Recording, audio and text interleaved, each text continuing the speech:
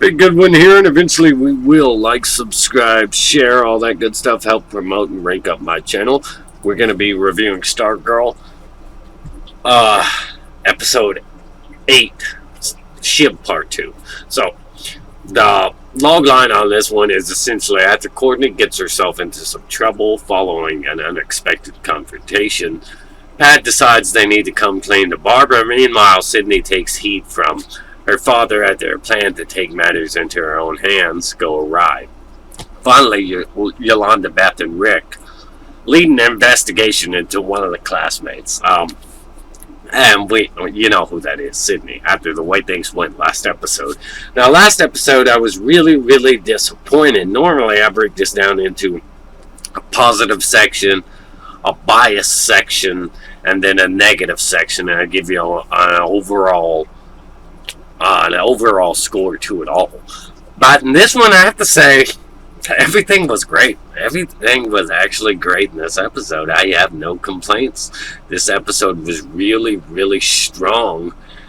The last episode, for me, Courtney and Sydney were both so unlikable, but the majority of the episode centered around them, and they were both just being so egotistical that it was kind of hard to stomach.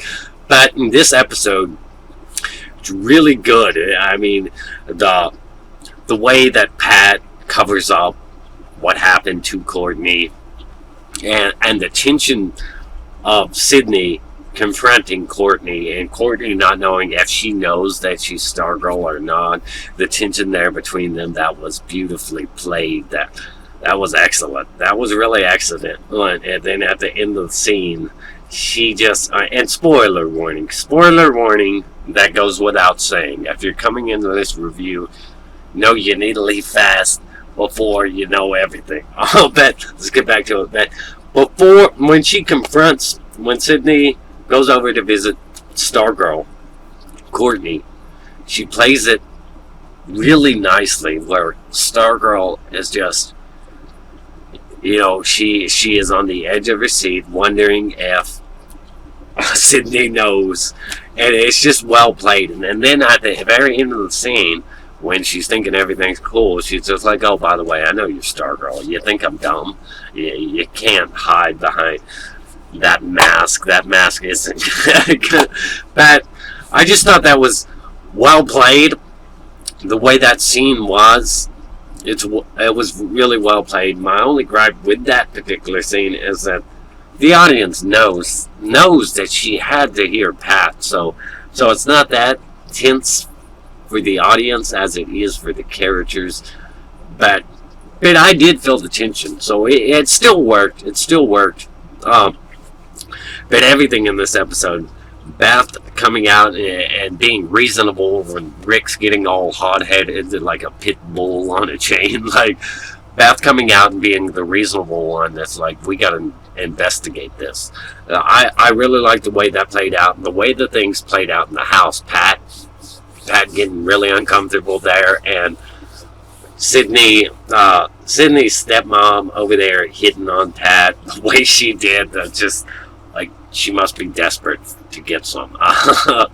But I really like the way all that played out in the house, the dynamic there with Pat and Beth. I like to see Pat in this kind of leadership role where it isn't just Stargirl as the lead, because Pat is wiser and he's been there longer. And I really like to see more of the dynamic between Pat and the rest of the team working together. So it was really interesting to see the way this played and the way they covered it up. They covered the tracks and the way that the stuff that Beth found out in the house, and having that moment where Pat tries to talk to the staff.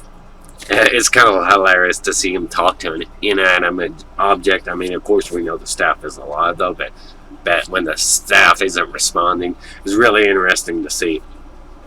But the dynamic, the way the rest of the team kind of pulled together with Stargirl out of the picture, it shows hope for them. The way that Beth was able to talk some sense into Rick and have Yolanda back them and them go as a team since their leader, essentially Stargirl is their leader, is down, to go there as a team to investigate this thing. I thought that was really well played. But the most interesting stuff in all of this for me is actually everything going on with Henry. In this episode, he's discovering his powers, and he's discovering these secrets about his father, and it's really interesting what that leads at the end of the episode. And it's going to be really interesting to see where that picks up now that the cat's out of the bag, not just for him, not just for Sydney, but also for Sydney's father, Dragon King. And it was really interesting to see the way Dragon King reacting to what Sydney did with Stargirl. But there was, I thought there would be some kind of follow-up to Shining Knight, but there wasn't. He didn't come forward, and they didn't know he saved her, so it's just real. It's going to be interesting to see where that picks up when they eventually get to it. But I'm really interested in the whole brainwave stuff.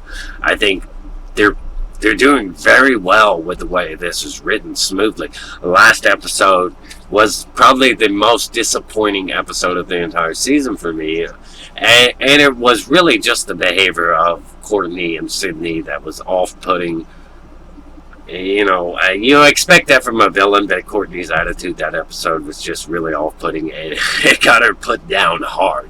So it was cool, though, to see Courtney actually bounce back this episode and go out to protect her team, and she really gave it to Sydney good. The action was awesome.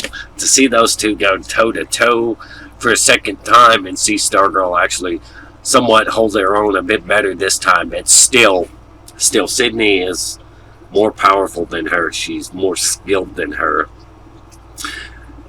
But, like I said, everything going on with Brainwave is much, much more interesting to me.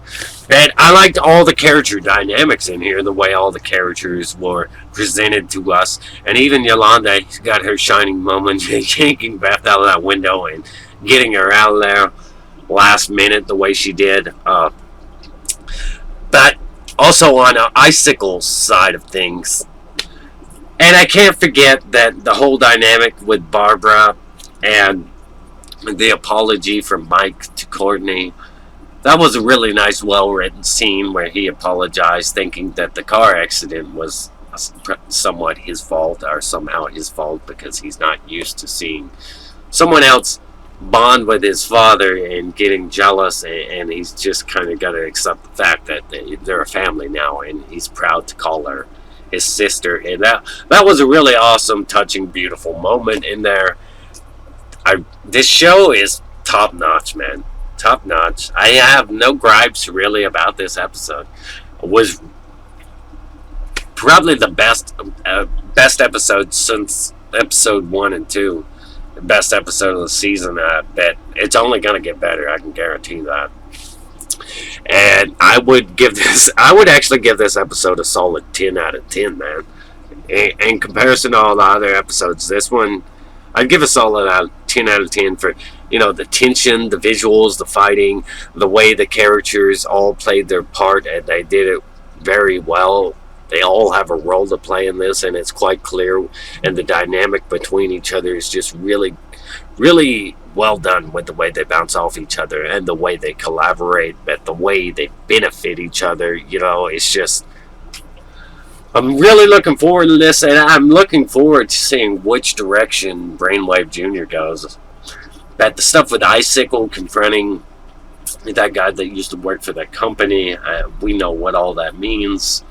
That was really interesting. Icicle is still a villain that you can like. He's got a lot of depth despite that despicable thing he did a few episodes ago. He's kind of a villain you can love to hate, but a villain that you can really relate to or agree with on a lot of the things he's doing, but also at the same time, at the end of the day, he's the villain. But, like I said, solid 10 out of 10. This episode really did it for me. It was great. Big good one here. Eventually we will like, subscribe, share, and leave a comment down below. Let me know what you thought of everything in this episode. Let me know your favorite, least favorite moments. Did you enjoy it as much as I did? I really enjoyed this one above the last episode. The last episode was the most disappointing to me, but Stargirl has been overall incredibly great. This season, this show has blown me away so far.